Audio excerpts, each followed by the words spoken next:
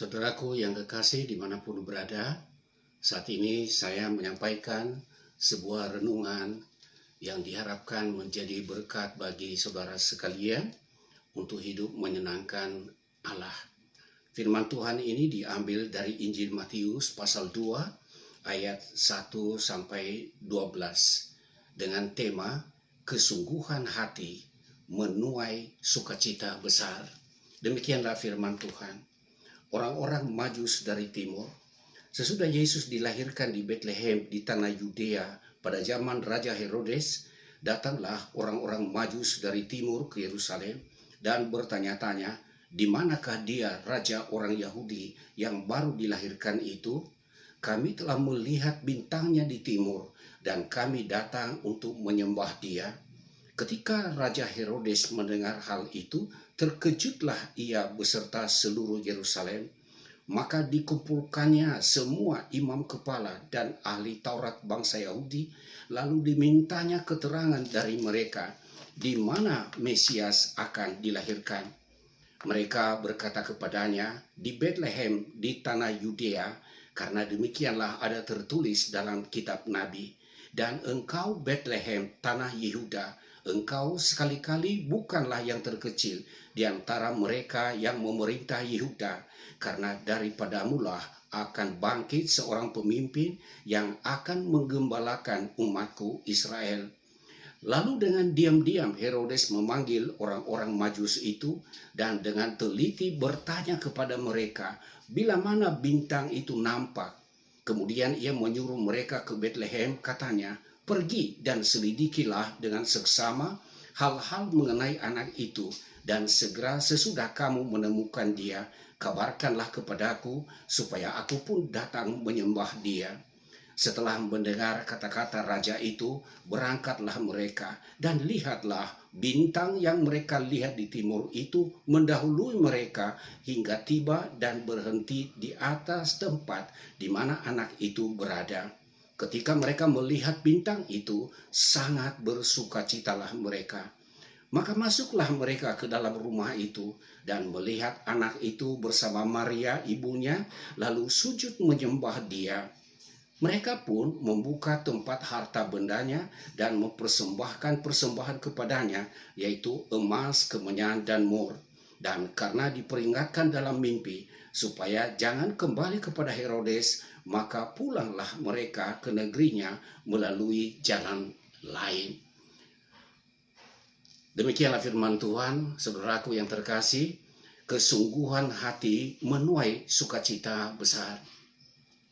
Adakah di antara kita yang rela bila kekasihnya atau pasangan hidupnya mencintainya hanya dengan setengah hati? Jika saudara menjawab dengan jujur, pasti jawabannya tidak. Tetapi bila mana ada di antara saudara yang rela menerima diperlakukan dengan sikap cinta demikian, mungkin itu menunjukkan Anda adalah seorang yang mata keranjang atau yang disebut dengan buaya darat. Sebab tidak apa-apalah, aku juga kan seperti itu. Tapi saya percaya saudara-saudara yang mendengarkan renungan ini tidaklah demikian. Pasti saudara-saudara menghargai yang namanya cinta sejati, yaitu adanya kesungguhan hati. Tuhan yang menciptakan langit dan bumi dan segala isinya meminta kita untuk mencintainya dengan sepenuh hati, sebagaimana yang dikatakan di dalam Markus pasal 12 ayat yang ke-30. Di dalam Markus ini dikatakan, jawab Yesus, hukum yang terutama ialah dengarkanlah hai orang Israel, Tuhan Allah kita, Tuhan itu esa. Kasihilah Tuhan Allahmu dengan segenap hatimu dan dengan segenap jiwamu dan dengan segenap akal budimu dan dengan segenap kekuatanmu. Tuhan menghendaki agar kita tidak mengasihi Dia dengan setengah hati, tetapi harus dengan sepenuh hati. apakah firman Tuhan ini diketahui oleh imam-imam, ahli-ahli Taurat, dan orang-orang Farisi, dan orang Israel yang tekun beribadah sesuai dengan agamanya? Pasti mereka tahu. Dan bahkan ini di dalam ibadah-ibadah rutin, hal ini diulang-ulang untuk disampaikan. Seperti juga dalam beberapa gereja, ketika ibadah hari Minggu, ada pembacaan nats firman Tuhan sebagai pesan hidup baru, dan itu diambil dari firman yang telah saya bacakan tadi. Saudaraku yang kekasih, imam-imam dan ahli-ahli Taurat dan orang-orang Farisi yang ada di Yerusalem, justru mereka tercengang ketika orang Majus datang memberitahukan bahwa mereka telah melihat bintangnya raja orang Yahudi di timur. Dan kenapa justru mereka tidak mengetahuinya? Padahal kitab suci ada di tangan mereka, dan tentang kelahiran Yesus Sang Juru Selamat sudah tertulis di dalam Alkitab. Namun saudara-saudaraku yang kekasih, justru orang Majus dari timur itulah yang memiliki kesungguhan hati mencermati kapan Yesus lahir itu sesuai dengan yang tertulis dalam kitab Daniel. Dan orang Majus dari timur yang diperkirakan para ahli mungkin berasal dari daerah Babilonia atau daerah Persia, dituntun oleh bintang ajaib yang datang sebagai wujud penyertaan Tuhan, sehingga mereka melihat Yesus yang baru lahir itu di Bethlehem. Saudaraku yang kekasih, ada penyertaan Allah secara ajaib atas orang-orang yang memiliki kesungguhan hati mencari dan melakukan kehendak Allah sehingga menuai sukacita besar. Ada dua hal yang hendak disampaikan melalui renungan ini. Yang pertama, bahwa kesungguhan hati orang percaya. Hal ini kita bisa melihat dari kehidupan orang Majus yang datang dari timur. Yang pertama, di mana mereka meneliti nubuat Daniel. Sebagaimana dalam Daniel 9 ayat 20 sampai 27 tentang kelahiran Mesias, yaitu raja, di mana di sana tertulis 70 kali 70 masa, artinya 490 masa. Jika disebutkan dengan tahun berarti 490 tahun, dihitung sejak Bait Allah dibangun kembali pada masa kepemimpinan Imam Ezra. Dan mereka meneliti dokumen kitab Daniel yang tersimpan di istana di sana, dan mereka melihat bahwa sudah saatnya Mesias yang dijanjikan itu lahir. Dan ketika mereka sampai pada pemahaman itu, bintang itu muncul di hadapan mereka dan menuntun mereka sampai ke Bethlehem. Saudaraku yang kekasih, kesungguhan hati orang Majus ini, kita melihat bahwa mereka menempuh perjalanan jauh dari timur itu kurang lebih 1000 kilometer. Dan saat itu tidak ada transportasi seperti yang kita nikmati sekarang ini. Belum ada pesawat terbang, belum ada kereta cepat, belum ada bus. Dan saat itu sebagaimana hal terbiasa, kalau menempuh perjalanan itu biasanya menggunakan onta. Saudara bisa bayangkan menempuh perjalanan 1000 km lebih itu dengan onta membutuhkan waktu yang cukup panjang. Dan hal yang ketiga, sebelum mereka berangkat dari timur itu, mereka telah menyiapkan persembahan khusus sesuai dengan keyakinan mereka. Mereka yakin bahwa yang lahir itu adalah raja. Maka mereka menyiapkan persembahan emas. Mereka yakin bahwa Yesus itu adalah seorang imam. Dan untuk itu mereka menyediakan persembahan kemenyan. Mereka juga yakin bahwa Yesus itu adalah penebus dosa. Maka untuk itu mereka juga menyiapkan mur Jadi mereka tidak sembarang memberi atau asal-asalan, tapi mereka menyiapkan dengan segenap hati sesuai dengan keyakinan mereka siapakah Yesus yang lahir itu. Saudaraku yang kekasih, bagian yang kedua yang perlu kita pahami di sini tentang wujud penyertaan Allah atas orang-orang yang bersungguh hati mencari kehendaknya. Wujud penyertaan Allah ini kita lihat ketika orang-orang dari timur ini telah sampai kepada satu kesimpulan bahwa Yesus sudah lahir karena bintangnya nampak.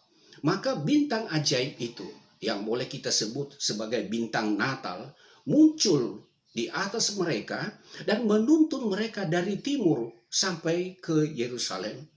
Tapi begitu mereka sampai di kota Yerusalem, bintang itu menghilang.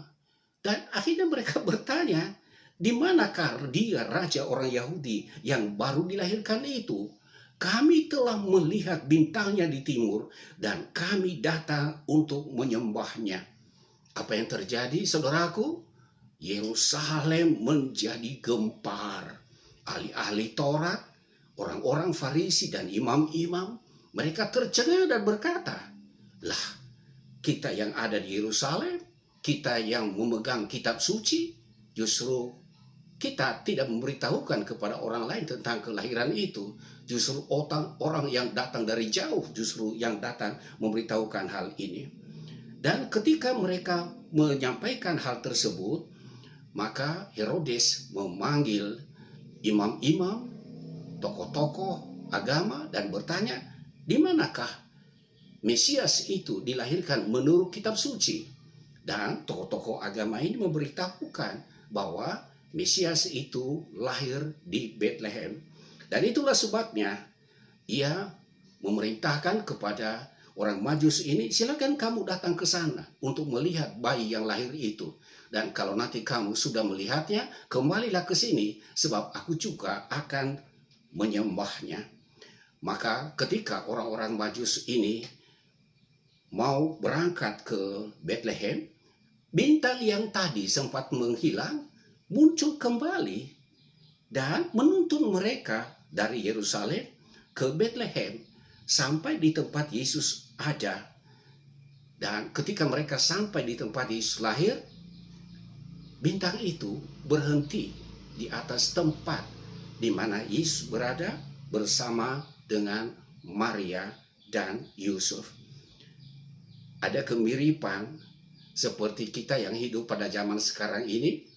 Jika kita menuju suatu tempat yang belum kita tahu alamatnya sebelumnya, dengan bantuan Google Map, kita bisa pergi ke sana, kita dituntun, dan apabila kita telah sampai pada alamat yang dituju, Google akan berkata, Anda telah sampai pada tujuan Anda.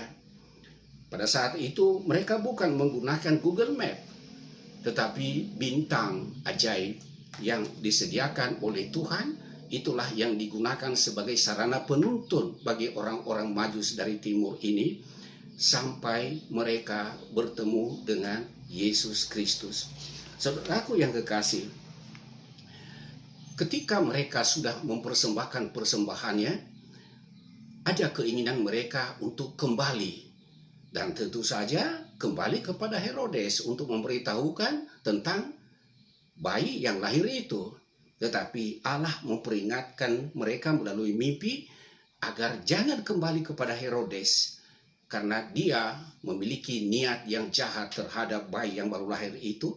Dan orang-orang Majus dari timur ini, sesuai dengan petunjuk Tuhan, mereka kembali ke negerinya melalui jalan lain.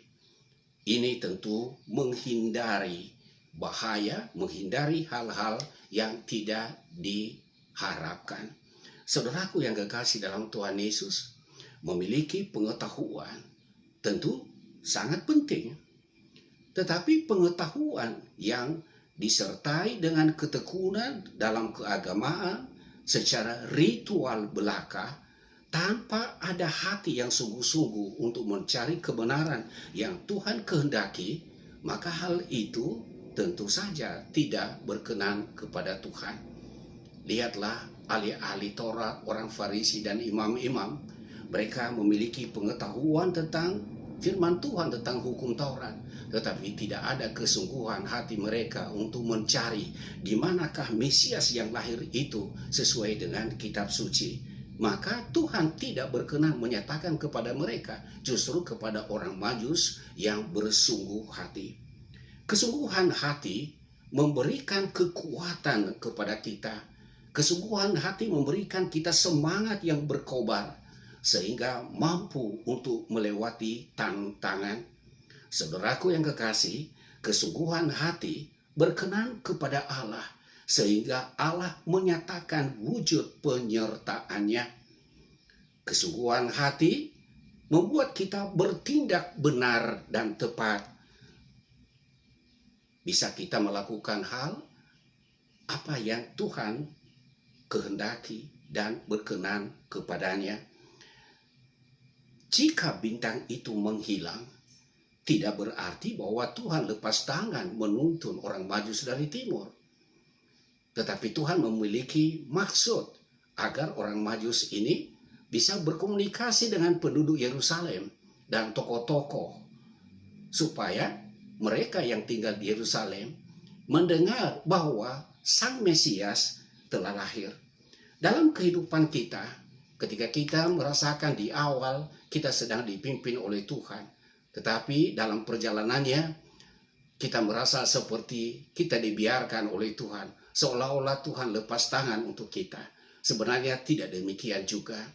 Justru kalau ada keadaan seperti itu, Allah memiliki maksud bahwa di saat-saat seperti itu kita harus melakukan sesuatu yang berkenan kepadanya. Saudaraku yang kekasih, kesungguhan hati membawa sukacita besar, dan inilah kesempatan emas dalam kehidupan orang-orang percaya. Hendaklah kita bersungguh-sungguh dalam hal melakukan kehendak Tuhan, mengikuti Tuhan, dan melaksanakan kehendaknya. Sebab orang yang bersungguh hati menikmati sukacita besar. Kiranya renungan ini menjadi berkat bagi Bapak, Ibu, dan saudaraku dimanapun berada. Amin.